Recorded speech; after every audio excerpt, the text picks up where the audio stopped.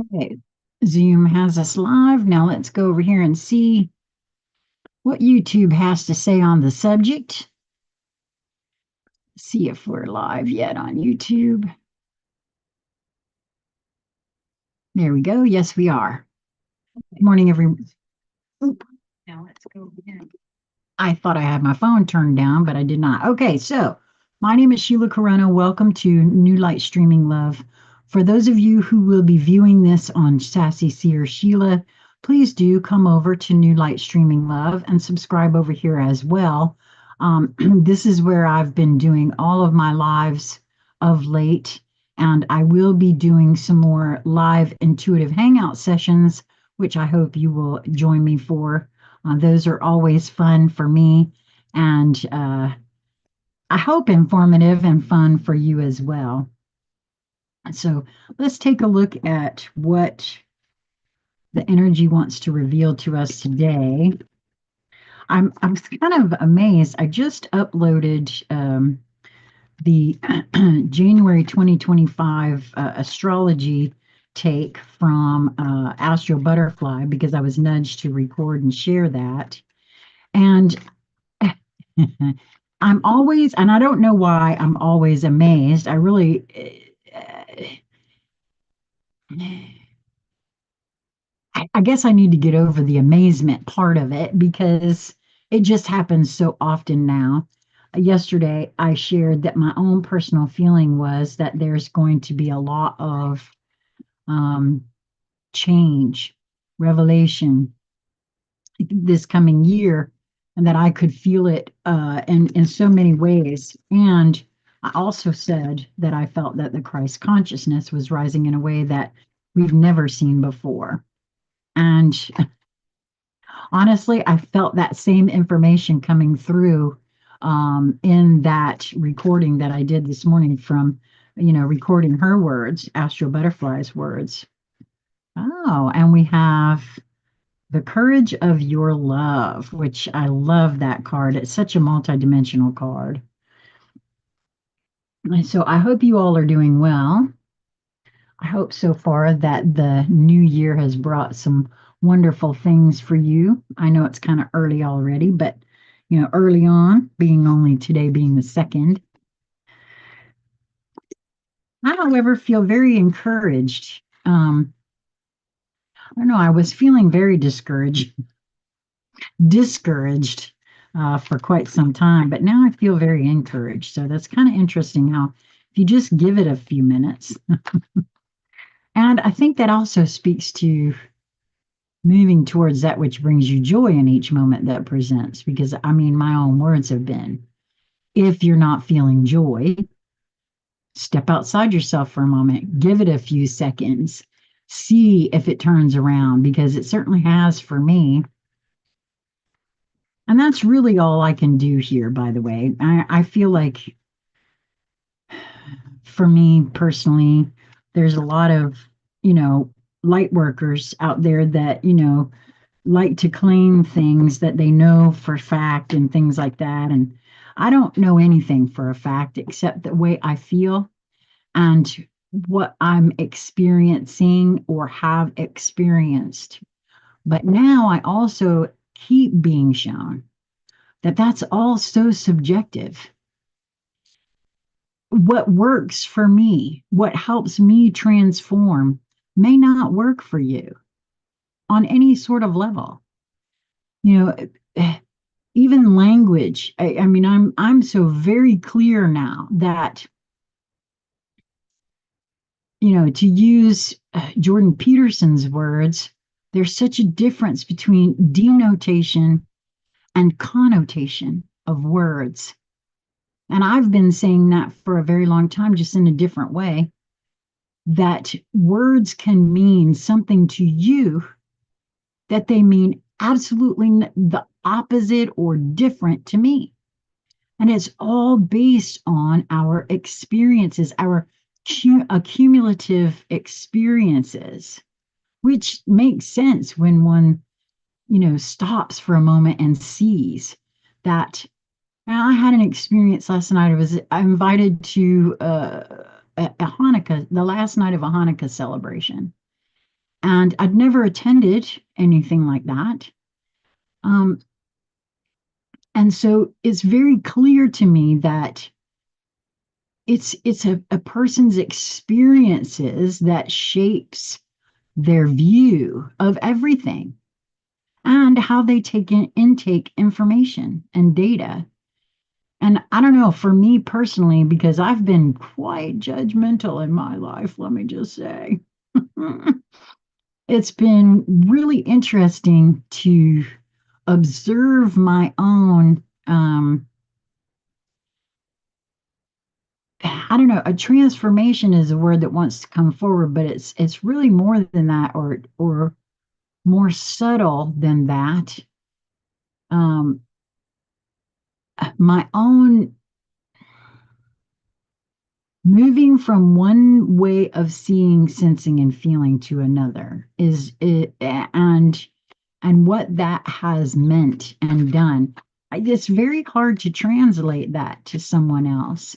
So most specifically for me, if you're trying to sell somebody something, which is what all of us on the planet, because of the mistaken thought that we are supposed to, I don't know, pay to survive on the planet we were born upon. We're the only species here that has developed that as a way of being. And I personally don't think it's necessary. I know everybody says, well, how in the world will we survive? But if you think about it, what does it take to earn those dollars? Doesn't it take your energy? Doesn't it take your imaginative energy as well? Maybe you're not an inventor, but you're still pulling in your imagination. That's how everything gets created. And who decided along the way that this person's energy over here was worth so much more than this person's energy over here? And why? How did that happen? Yeah, see, it's all designed to distract, to keep us. And we've done this to ourselves. There's no one to blame, by the way, as far as I'm concerned, except for us if we just keep going and doing it. And that, oh my. Oh, wow. This card invokes a whole lot of energy here. Sky, storm, earth. Now, for those who have been paying attention, uh, the calm before the storm has been a real thing. Um, there's a lot coming down the pike, y'all. A lot. And I mean, things that even those who've been paying attention in a particular sort of way are going to be shocked by. Everybody is saying that. Everybody feels that. And it's on page 72, which is a 9 numerologically. Wow, there's a lot in this card. And it reminds me of the Tower card as well in many ways. Wow, there's a lot here. Okay, so let's see what that card has to say. Because, oh my goodness, what a huge bunch of energy coming through that. And the card number itself is 11, uh, number 56. Numerologically is an 11. Earth. There, sky, yeah, sky, storm, earth. There is chaos swirling around you as well as among the collective. Don't let yourself get sucked in. As a leader of legacy, it is important for you to ground your energy and your attention into the awareness of the observer, which for me translates as puzzle piece collector. also which says don't automatically label something that you see as one thing or another. Because let me just say, for me personally, nothing in this realm is what we have been led to believe that it is. And it is really past time for all of us to open our minds and our hearts to realizing that and preparing ourselves, if we haven't, for some really wild things to be coming to the fore. Now, I'm not just speaking on those that would claim they own us and tell us what to do. No, not just that, not just what the truther community would call, the outing of the deep state and all of that, which is coming, make no mistake. But there's a whole lot of other stuff. I've said this for years now, actually. I'm going to go back to about 2016, 2017 and say this. I have always felt that the truther community and the spiritual community needed to do this because honestly, there's stuff missing in both places. And I feel for myself that there is a bridge to be had there by being open, by keeping oneself open to seeing that nothing here is as it seems, not one thing. Yes, we live in a constructed reality, but that doesn't mean that you have to surrender your power to this collective nonsense. Detach, root yourself in the awareness of the witness. And witnesses don't judge, you understand. Witnesses keep themselves open because witnesses understand that nothing is as it seems. This will give you the necessary perspective that will allow you to see the deeper meaning that lies beyond the conflicts of this world while helping you to see what actions you can take to lift the collective and to influence positive change. Wow. I was not expecting that this morning, to be honest with you, but I guess I should have because honestly, can't you feel it? I mean, there's not a being on this planet, honestly, that's not feeling this kind of energy right now, even though they may not understand exactly what it is that they're uh, seeing, sensing, and feeling. And there's something else that wants to come forward from this card for me, and that is a realizing that we carry this light. We can sustain ourselves from the inside out. We've been led to believe that we're these tiny know-nothing beings, but I challenge that. Just because we have chosen to forget in order to come here and do things doesn't mean that we have to remain that way. And a lot of it, for me personally, has had to do with clearing out the programming and conditioning that I've had since, I'm 63. And since I'm a little girl, teeny tiny out the womb, I've been taught not to trust myself. I know that you have too. There's not a being on this planet that didn't receive that message in one way, shape, form, or another. Your individual mileage absolutely will vary as to how that happened for you. But trust me when I tell you that even the best intended parent accidentally, innocently damages the child. I've seen it happen. I witnessed it firsthand. And although it was, quite not the what you would think when you use words like damaged and trauma and things like that, it wasn't anything like that. It was explaining that what was said was not the truth, but it was the truth. And that in and of itself, it was the truth from that perspective.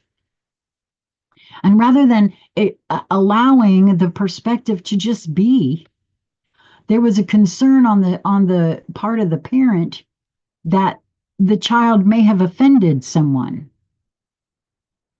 Oh well, the child stated a truth. Um, so I mean, everybody's got to get their, big girl, big boy panties on and realize it's a child who is just stating what they see. So, that was just one very tiny instance, but it was enough to show me that that is how it happens for all of us from the very beginning. And we just don't remember it because, I don't know about you, but very few folks have memories prior to, 7, 8, 9. I mean, some do, but most don't. So, I mean, and again, your mileage will absolutely vary, and you may not feel like that's the truth for you, and that's okay. I've got no stake in your game, just like you have no stake in mine. But the truth of it is, for me, that I can't unsee that. I can't unexperience that. And it certainly has, it just continues to be shown to me over and over and over again how that happens. So the next card that wanted to come out was the Pook from the Fairies Oracle. And the key words for this card are shape changer, good in bad, bad in good, paradox, and resolution. Well, isn't that interesting after having this card? And my statement about reserving judgment, because something may appear to be bad, but based on what? Based on whose definition of bad, right? And I have been shown where a lot of that kind of thing for myself, I have labeled things as bad or tragic or wrong in the past, only to then, with some distance and time and a little, maturity, see that, oh, that wasn't bad. That was actually good and necessary. I mean, happens all the time. I got a feeling if you allow yourself to contemplate a few things, you may find that to be true for you as well. The Pook is a shape changer. He appears in whatever guise he thinks will be most confusing to you, depending upon his purpose. Brian wrote, he weaves spells to bemuse our senses and confuse our judgment. Well, you can't make this stuff up, man. He is a master of the arts of illusion and delusion, holding up a distorting mirror to reveal the bad in the good and the good in the bad. The Pook also wishes to show us the quote bad in what we think to be good, and vice versa. This may confuse us further, or it may help us to gain a more balanced understanding of how things really are. He is very against rigid mindsets, which is what we were just talking about, and in his own way encourages the development of inquiring minds. His true face? I'm not certain that a shape changer even has a true face, though he did hold still long enough for Brian to paint him. However, the Pook is very proud of the faces he assumes. With them, he offers us contradictions and paradoxes and finds it all too easy to confuse our judgment because we are often not thinking very clearly anyway. Isn't that the truth? Sometimes we even hold two or more contradictory beliefs in boxes in our minds. If one is true, we think, when we finally consider them, then the other must be false. Nothing further than the truth of that. Not so. Perhaps both are false. Perhaps both are partly true and partly false. We tend to cling desperately to our beliefs, even when they make no sense to others or are counter to our actual experience.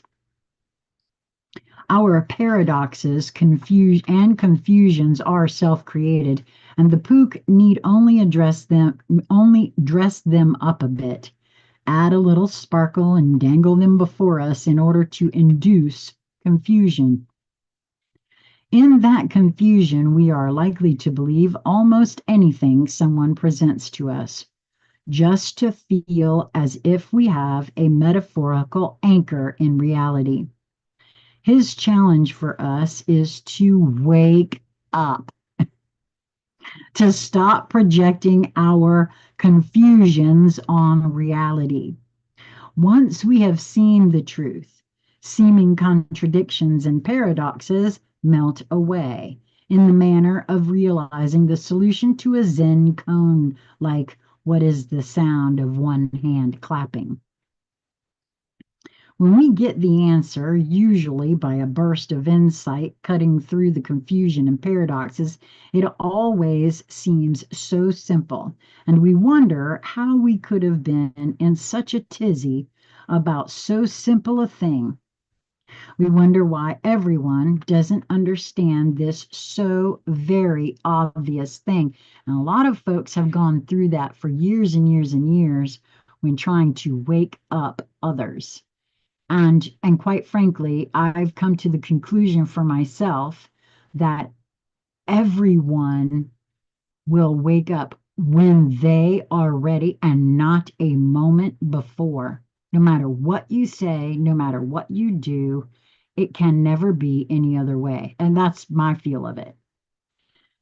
It is time for the resolution of seeming contradictions and paradoxes in a situation. Someone or some part of the situation is cloaked in confusion, and our muddled thoughts must be stripped away, revealing truth. We just need to think about it. The information we needed is now available to us, and as soon as we have that burst of insight and quote, get it, it's time for us to make changes based on our newly clear understanding. Alternatively, it may be time for us to make a reality check on the good, bad labels that we put on things.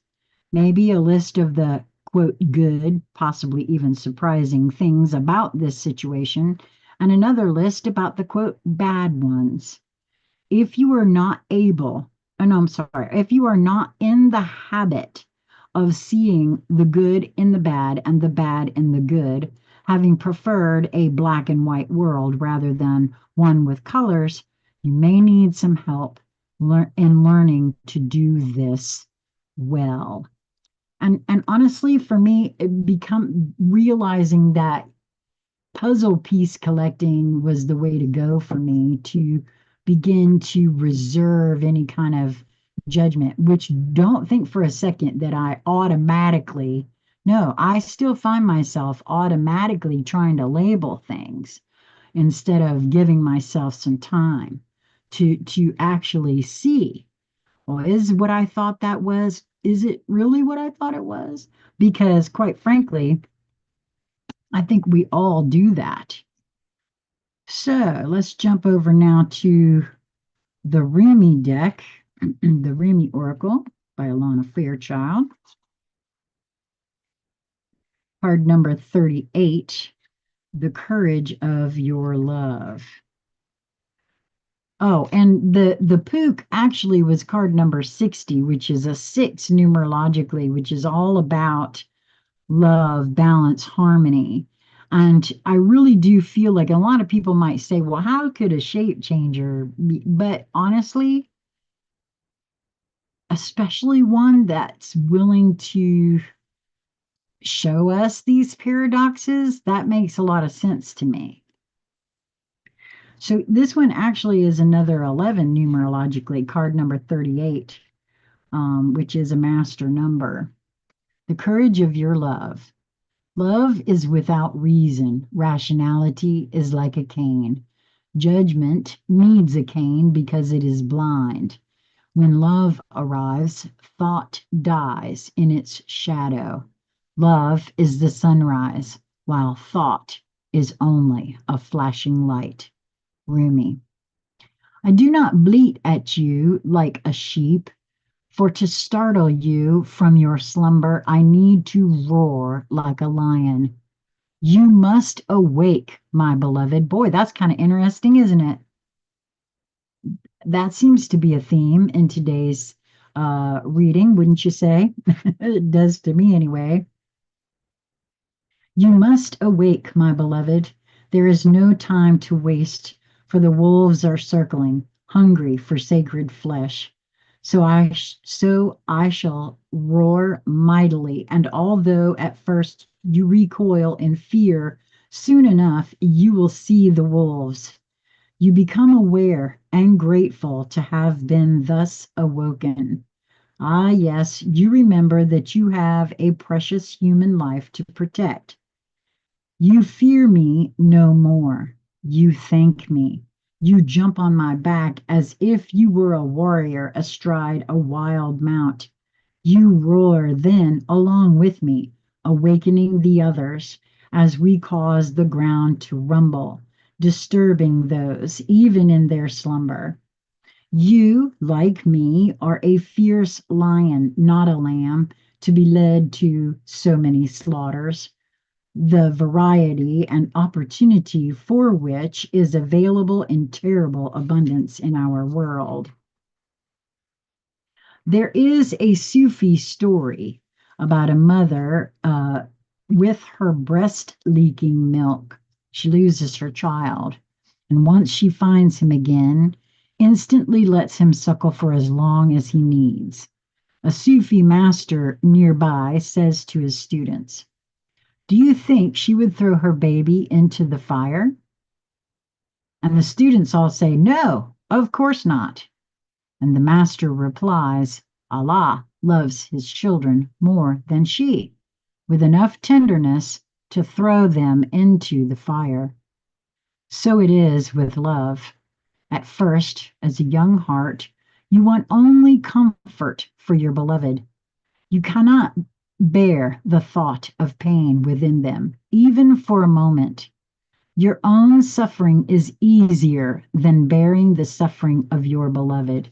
And here I'm being reminded of a situation that I personally encountered some time ago. I was in my late 20s, early 30s, and I had an employee, I was a supervisor, and I had one of the gals that I was supervising, her daughter also, her grown daughter also worked for the company, but not under my supervision.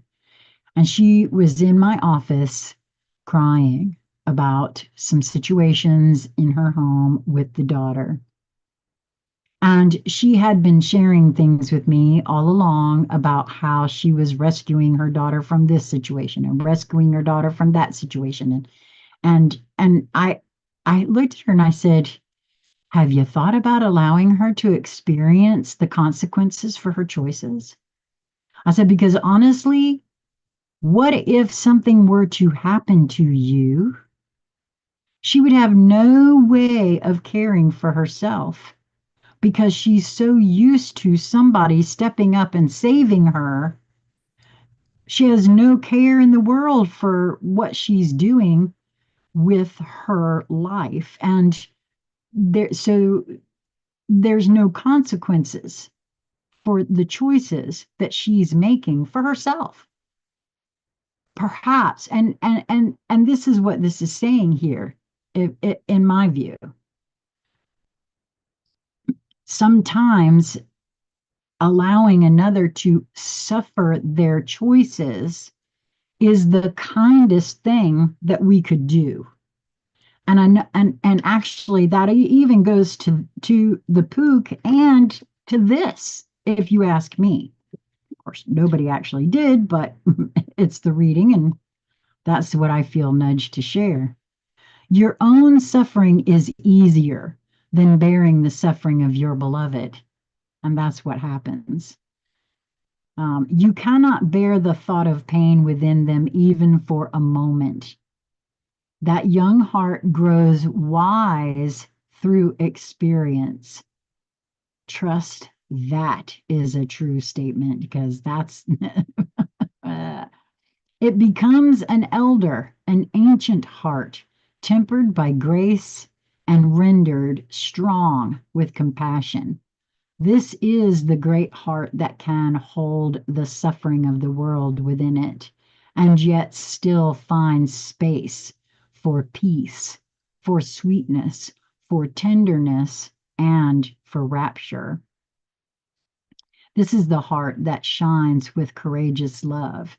It is willing to feel and bear all suffering without judgment, whilst gently holding it in the truth of what that suffering really is, the drying out of the mind addicted to suffering.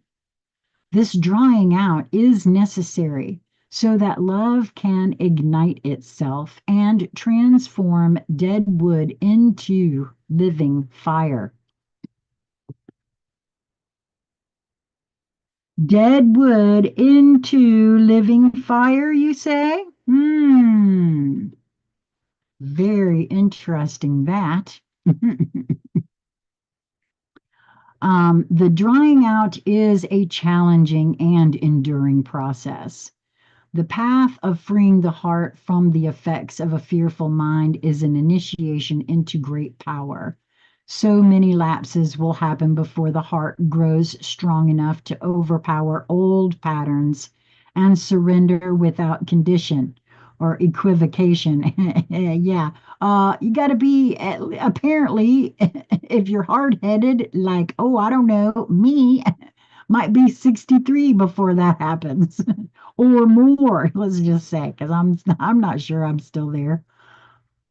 So many lapses will happen before the heart grows strong enough to overpower old patterns and surrender without condition or equivocation. When it is ready to surrender in such a way, the heart is free and allowed to simply be. Even the mind, then, finally freed from shackles and joyfully submitting to love, declares, let love be in whatever way it shall be. I can bear it.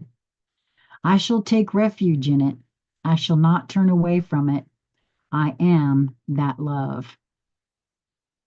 You are an ancient one with a heart older than the mountains. You are being asked to free yourself from the too small loves of the youthful heart and come to understand and accept the wisdom of your mature heart. Your mature heart is not cursed with hardness or detachment, but with compassion and tenacious devotion to the cause that is most real and matters most, the quest for life of the human soul. Your ancient heart loves the soul and will roar like the lion of love at the wolves that would casually devour it. So trust in the courage of your heart. You are not cruel. You are not hard. You are not careless. You are passion personified. I'm taking this specifically for me because I will tell you I've been called all those things. I've been called hard ass. I've been called cold. I've been called unloving. I've been called all manner of these sorts of things uh, from time to time. Trust that. You are the lion of love. So allow yourself to be the lion, not the lamb. Stand true in your own heart. Cause trouble, make noise, be proud, and be mighty. Then rest After all that savage divinity, rest and restore. For day after day you shall claim your holy lands and refuse to give them up to less noble creatures. Though you survey their manipulations and attempts to claim power with compassion, you do not underestimate them or relax your vigilance. You shall not allow for even a moment that falsehood be accepted as truth in your heart. This oracle comes with particular guidance. You are not to give into less than you are worth, or to the shaming stories of others of our culture that would cast your regal lion nature into the falsehood of beliefs that you have no choice or power. I that's really quite a big statement there, because the amount of folks that I have heard say, well, I don't have a choice, when indeed there is a choice. You may not like what the choices are, but there is always a choice. You are not to give in to the idea that you are a victim and cannot free yourself from your suffering, or that you are less than any other. These are lies. These are petty deceptions so unworthy of you. Do not believe them. Roar at them until the weak glue holding them together melts under the fire of your holy breath, and they lie disembodied and powerless at your feet. Then intend that those bits and pieces in decay are lovingly returned to the earth mother, through whom they can be used to fertilize new life, which I was flashed this card yet and again. So that's quite interesting. I hate it when I do that. Okay, this oracle comes with another message for you. You have a challenge before you, or that you are now moving through, but you have what is necessary to succeed and overcome it, no matter how long it has endured, or how big you have built that challenge up to be in your mind. No matter how unsolvable the issue appears to be, there is and shall be a victory beyond it, and it is imminent. This oracle has come to you to let you know that you are empowered to succeed. You have what is required within to do it, and that the time for your victory is drawing near. So do not give up. Instead, well, it says to do the honoring ritual, which I never read, but if you feel like you would like to know what it says, let me know, and I'm happy to send you a picture. And when you feel so inclined, open your mouth and roar from the very depths of your being. Create a sound of truth for yourself. In that sound, you will hear the mightiest of all roaring along with you, saying, yes, love, I am with you. And together we claim divine victory. So we roar. How we roar. Oh, I love that. Wow, what a beautiful reading for today. I am inspired to pull us a surrender card. Again, these readings are for me. If you've been drawn here, then more than likely there will be at least something for you. But I know that there are loads of things yet that I need to surrender. And I've always loved this deck. It's such a gentle deck, and yet it was the word itself that I had such a time with. And I mean, I understand it now, coming from a terribly abusive background. Um, you know, the word surrender is not a very easy. Oh, surrender to your soul's path. Your life's journey has been perfectly designed for your soul's growth. Embrace every lesson and every moment. Now, the truth of this for me is if one does not believe that they set all of this up, which I do, I feel like now I can clearly see my own handiwork in every single bit of my life.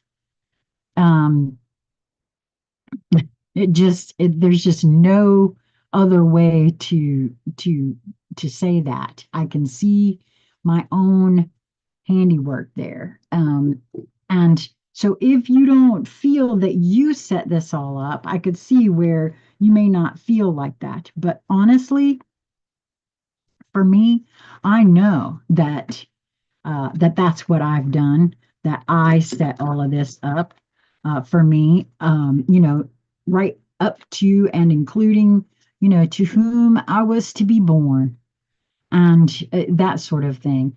Not that we know everything before we start this journey, but that there are probabilities and possibilities. Well, if I go here, then I could, this is the trajectory I see this happening. And there's a lot of folks who feel like there are soul contracts that are entered into before we come here. And that makes a lot of sense to me. Um, there's loads of folks that have said that. Okay, there isn't a soul on the planet who doesn't crave your approval. The only difference between a friend and a foe is that you have decided where love can grow. Ho, ho, the universe. That's very interesting. This is the Universe Speaks deck.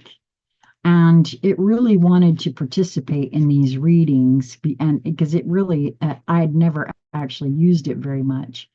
And I do feel like this is true.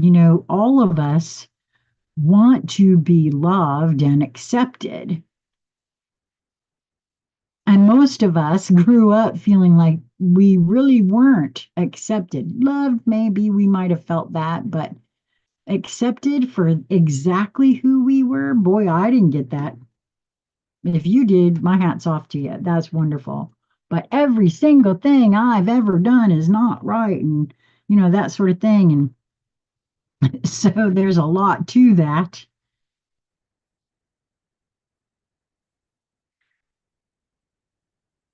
Honestly, this part here about who doesn't crave your approval, part of it has to do with approving of one's self.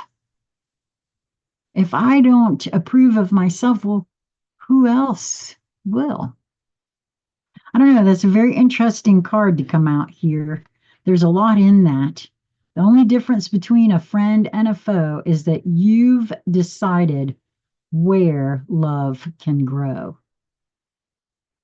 Like, I don't know, if someone you think of is a foe, then you obviously feel like love can't grow there, right? I don't have any foes. I never have. Personally, myself, a foe is just someone who, for whatever reason, doesn't like me or whatever, and that's on them, not me. And it's their opinion to hold. Well, I hope this has been a helpful reading for you because it sure has for me, especially the three main cards that came out here. Wow is all I can say. I really do feel like all of 2025 is going to be very interesting. And, for me personally, as I move through this coming year, it's just the best thing I can do is to remain open, to not automatically label anything that I see, sense, feel, and in the moment that it starts. And that's a tough one in and of itself because that's what we're taught to do immediately upon seeing something. We have to categorize it into, is it this or is it this? And how am I supposed to feel about that? And it's all got to be pretty much immediately. So that's why for me personally, I slow things down. If I don't have I want to see, sense, and feel into things now for myself. That's also how I feel like I'm developing my own discernment. So I appreciate you all so very much. I do notice that we have had a few new subscribers. So if you are here and you find that you like what you're seeing, please do know that there is more coming. Right now, the other members that this collaborative channel here on New Light Streaming Love are have been quite busy and moving through some things. This household is actually, preparing to move. And so would love to have you join us as a subscriber. Give the video a thumbs up. That puts it in the algorithms a little bit more. I keep forgetting to say that because this is not a monetized situation here. It's really, personally for me, I've always made it no secret that this is for me. And you're just kind of looking in, I guess, that's been so helpful for me. And my plan is to have an intuitive hangout session on Friday night. That'll be tomorrow night. Tomorrow evening, I'll probably start around 7. So if you're around and you'd like to come and participate in that, I would love to have you show up. Let me read for you. What else? I know that we only had 2 folks show up for the movie yesterday, and I understand that was a real short notice. I will be, I need to see about trying to figure out a way to make it so that I could send it to you. The movie, movies are never as good as the book. And what the reason for my invitation to the movie was to spark interest in reading the book, not just this book, but all of his books, because there's several of them. And I've never read the book, I had only seen the movie. The book itself was written between 89 and 91. And there's something very interesting to me about that because I was alive in 89 to 91. I had no inkling of what this book talks about, but I can tell you that I see exactly what this book's talking about in my surroundings here on this planet. And so I'm convinced that James Redfield was influenced by source, that he pulled from creation what is actually happening, is written as fiction. However, I can't deny that a lot of what is in here is a true statement and easily provable to self. And so, if you would like to join me for a book club and you already know and you don't want to see the movie, consciousconversationscentral@gmail.com. If you would like to see the movie first to decide if you would like to do it, again, hit me up, consciousconversationscentral@gmail.com, and I will make sure that you get a link to see the movie. That's it for this one. Until we meet again, I hope that you will continue to move towards that which brings you joy in each moment that presents itself to you. It is just a matter of your perspective and your perception of that perspective. So until we meet again, my friends, be well.